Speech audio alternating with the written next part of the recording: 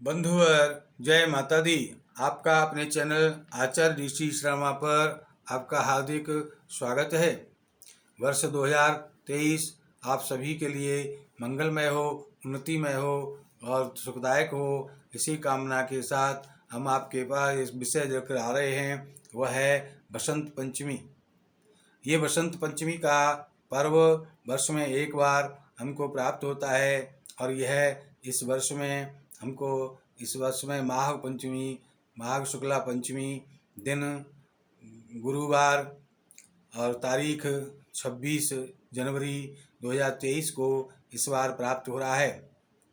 वैसे पंचमी 25 तारीख को दिन में ही प्रारंभ हो गई थी, परंतु उदयातिथि न होने के कारण कुछ विद्वानों ने उसको पंचमी न मान करके चतुर्थी माना है। इसी कारण से कुछ लोगों ने 25 में, किसी लोगों ने 26 तारीख में इस पर्व को मनाया है। 25 जनवरी 2023 गुरुवार को किस प्रकार से आप वसंत उत्सव मनाएंगे, वसंत का क्या महत्व है, ये जो है आप सब जानते ही हैं। ये विद्यावाणी बुद्धि को देने वाली माँ सरस्वती हैं और जो हमारी संस्कार से हमारे विचारों को शुद्ध रखने वाली हैं। ये माँ सरस्वती के आप किसी भी प्रकार से पूजा पाठ करके, अनुनय विनय करके उनको आप प्रसन्न करें और प्रसन्न करके आप जो है विद्या बुद्धि का वरदान प्राप्त करेंगे। नील सरस्वती का स्तोत्र अगर इसका पाठ आप रोज सुबह करते हैं तो मूर्ख से मूर्ख व्यक्ति को भी बुद्धि प्राप्त हो सकती है, ऐसा शास्त्रों में मान्यता है। माघ शुक्ल पक्ष की पंचमी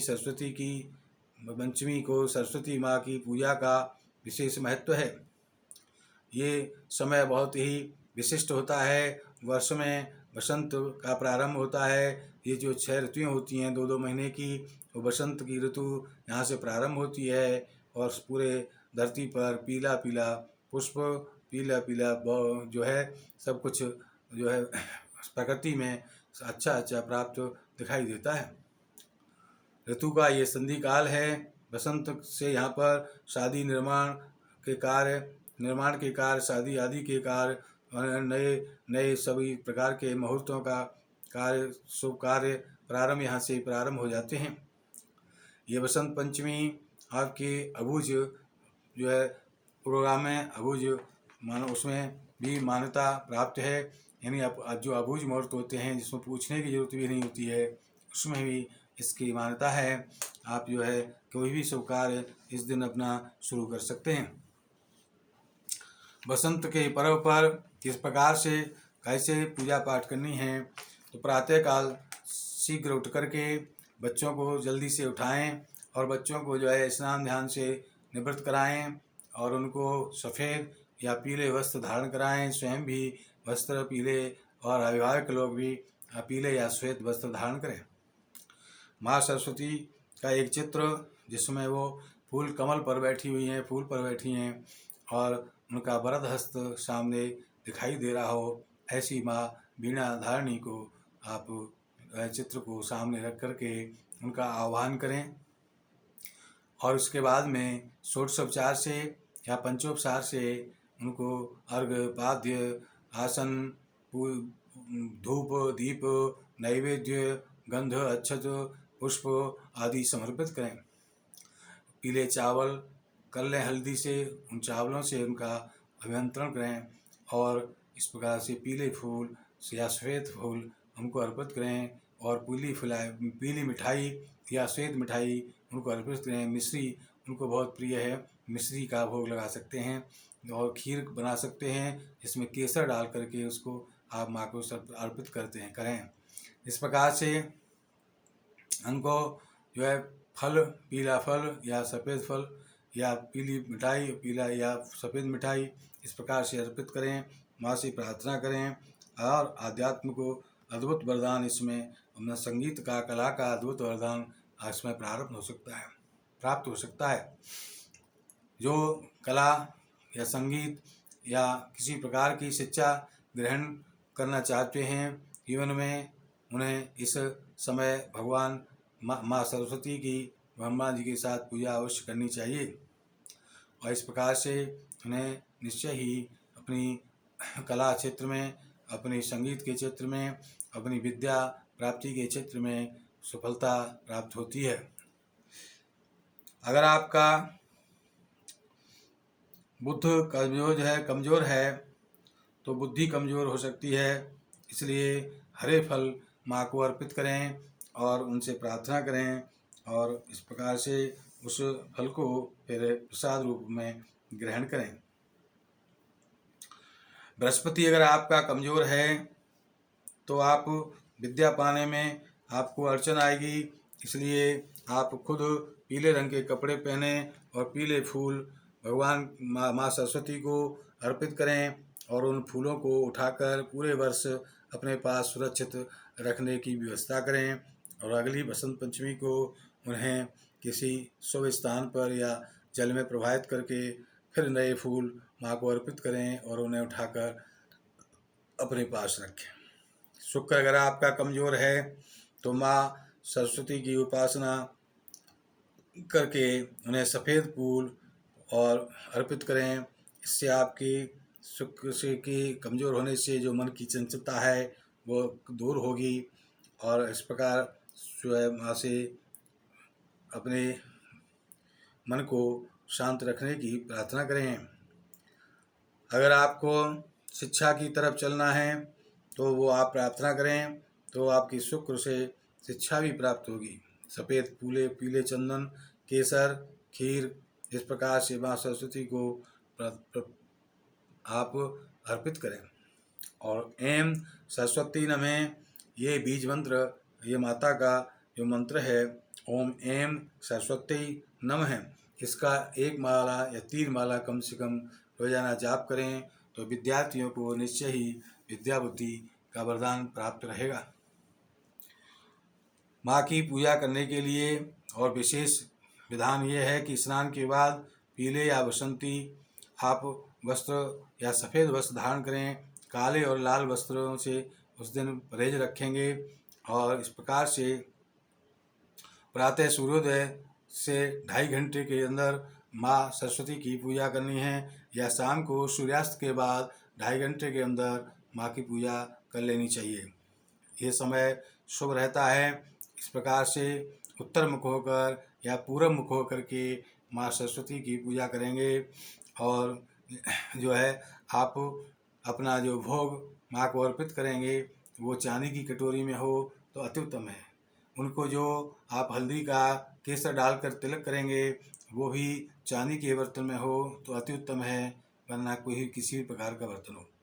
तो इस प्रकार से इसका जो है आप केसर माँ को जरूर अर्पित करेंगे, किसी रूप में, चंदन के रूप में, तिलक के रूप में या खीर में मिला कर देंगे और कम से कम 1 माला का अवश्य ही ओम एम सरस्वती नमः का जाप कल आप उस सरस्वती माँ के पूजन के समय करेंगे। मन की चंचलता को दूर करने के लिए, मन की एकाग्रता को बनाए रखने के लिए आप प्रयोग कर सकते हैं। एक अच्छा प्रयोग है, रोज़ सुबह बसंत से प्रारंभ करें, माँ की वंदना पाठ करें। वंदना में आप जो है माँ सरस्वती की प्रार्थना यही कर सकते हैं जो आपने स्वयं पढ़ी है, किताबों में सुनी है, उसको आप बोल सकते हैं।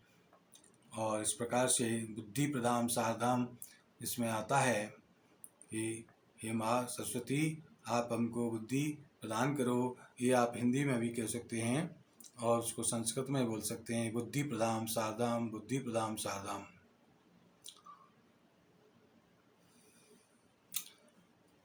इस प्रकार से आप एक पीतल के पीले कागज़ पर लाल रंग से एम लिख कर के उसको आप अपने पढ़ाई के स्थान पर, शिक्षा के स्थान पर स्थापना कर सकते हैं और उसको धूप दीप दे कर के रखें। सोने या पीतल के एक चौकोर पत्ते पर एम लिख कर के लाल रंग से आप किसी कपड़े में उसको जो है बांध बांध करके उसको जो गले में धारण करते हैं उसको किसी कपड़े में सिल करके आप लाल धागे में गले में पहन सकते हैं। इसके बाद आप अपनी वाणी को ठीक रखने के लिए केसर और शहद मिलाकर के आप अपनी माता से या किसी विद्वान से या किसी श्रेष्ठ ब्राह्मण से अपनी जिह्वा पर एम लिखवा सकते हैं। इससे आपको संगीत की वाणी की जो है उपासना करने में आसानी होगी और उसका प्रतिफल आपको निश्चय मिलेगा। अपनी कलम को जादुई बनाने के लिए पूरे वर्ष आपकी कलम ठीक से चलती रहे और आप अपने लिखने के कार्य में किसी भी प्रकार की त्रुटि से बचें और अच्छा लेखन बने, इसके लिए एक बसंत पंचमी के दिन माँ को एक कलम अपना अर्पित करें और पीले या सफ़ेद कपड़े पहन करके सात्विकी भोजन करें उस दिन और प्रसन्न रह करके उनको माँ को जो है माँ के चरणों में उस कलम को रख दें। बाकी पूजा पाठ जो आपको बताया है उसी प्रकार करने के बाद में माँ को भोग ग्रहण कराएं और फिर स्वयं उसको प्रसाद के रूप में पाएं और उस कलम को 124 घंटे वहीं पर रखा रहने दें या दूसरे दिन प्रातः उसको वहाँ से आप प्रसाद के रूप में माँ को प्रणाम करके उठा करके अपने कार्य में प्रयोग करें। और इस प्रकार से आप करके अपना कलम को जादुई बना सकते हैं। कुछ भी लिखते वक्त पढ़ते वक्त लिखते वक्त जब भी कुछ लिखें आप तो उसमें सबसे पहले अपनी पुस्तक या आपकी किताब या आपकी जो कॉपी प्रारंभ हो रही है उसमें पहले पन्ने पर एम लिख कर के ए पर बिंदी रखकर ऊपर एंग बनता है, इस प्रकार से उस एंग को लिख कर के आप प्रारंभ करें तो निश्चय ही आप उस विद्या के क्षेत्र में सफलता पाएंगे और आपको माँ सरस्वती का वरदान प्राप्त होगा।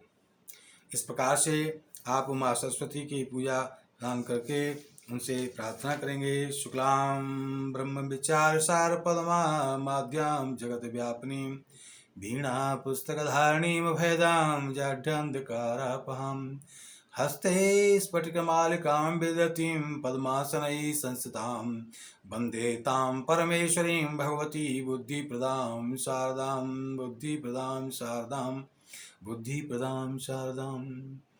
इस प्रकार से माँ से प्रार्थना करके आप अपने इस जीवन को, अपनी वाणी और विद्या बुद्धि को आप अपने श्रेष्ठता प्राप्त कराएंगे और इस प्रकार से समाज में मान सम्मान प्राप्त करके आप जो है सुखमय जीवन बिताएंगे।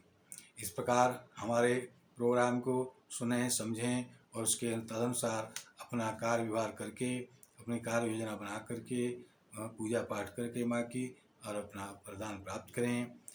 हमारा प्रोग्राम नियमित प्राप्त करने के लिए ये चैनल आचार्य जी शर्मा को कृपया सब्सक्राइब करें, लाइक करें, शेयर करें और किसी भी प्रकार की समस्या समाधान के लिए हमारा निःशुल्क नंबर आप नोट करें 8630379775। और एक बार पुनः ये वर्ष 2023 आपके लिए मंगलमय हो, सबके लिए कल्याणमय हो, इसी कामना के साथ वाणी को विराम देते हैं। जय माता दी।